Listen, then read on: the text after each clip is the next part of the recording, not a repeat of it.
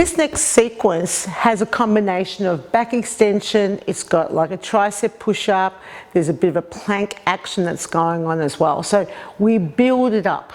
So if you want to keep a pelvic floor safe, just know when to stop, and it'll give people the option to go to, and then they continue staying with that as you perhaps progress with other participants in the class. So we start off by placing the mat in this position along the step.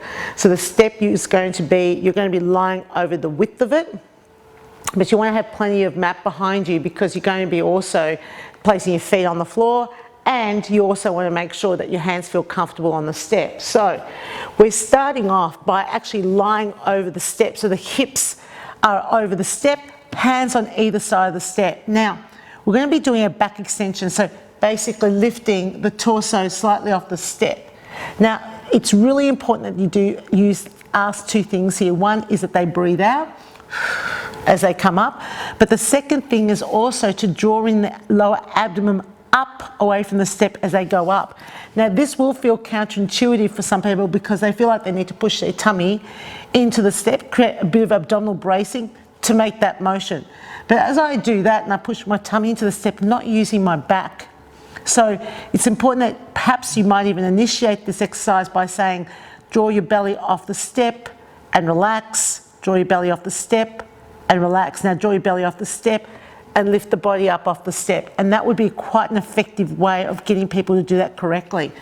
So draw the belly off the step and lift the torso up and release. Belly off the step, torso up and release.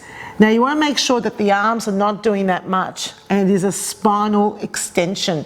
Now what's really nice about this one is it focuses more on the thoracic part of the spine rather than the lower back. And I can definitely feel it much, much higher than what I would normally feel if I was doing this on the floor, since it's mainly my upper body that I'm lifting away from the floor, but I've got a little bit of space here. So drawing the belly in and coming up. So that would be the first part of the movement. So 1, 2, 3, 4.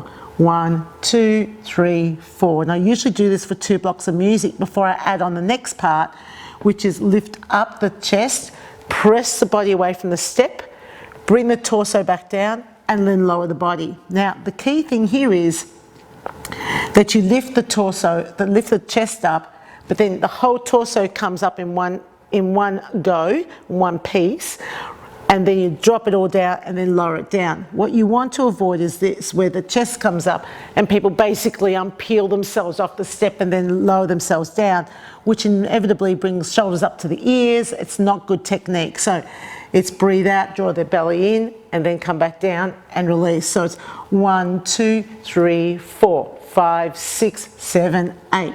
Lift, up, down, down.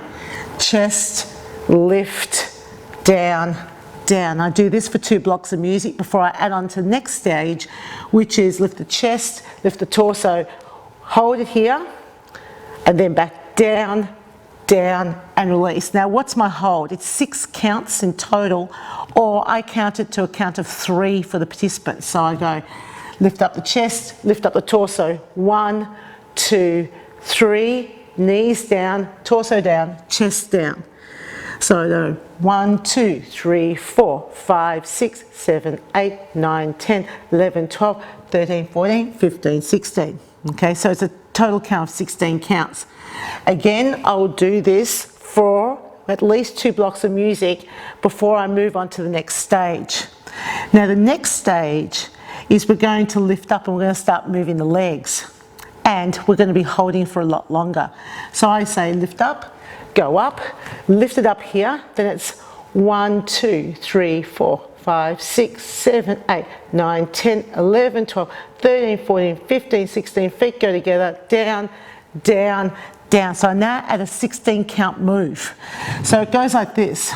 So you're going to lift up the torso, lift up the chest, lift up the torso, come up onto your toes, bring the knee in, kick out on a diagonal, bring the knee in, kick out on a diagonal, and we do that 4 times, and then feet go in, drop the knees down, drop the torso down, drop the chest down.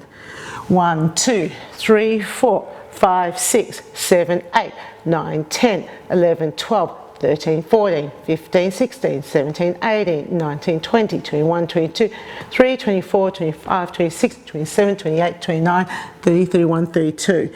So this last part's a little bit slower.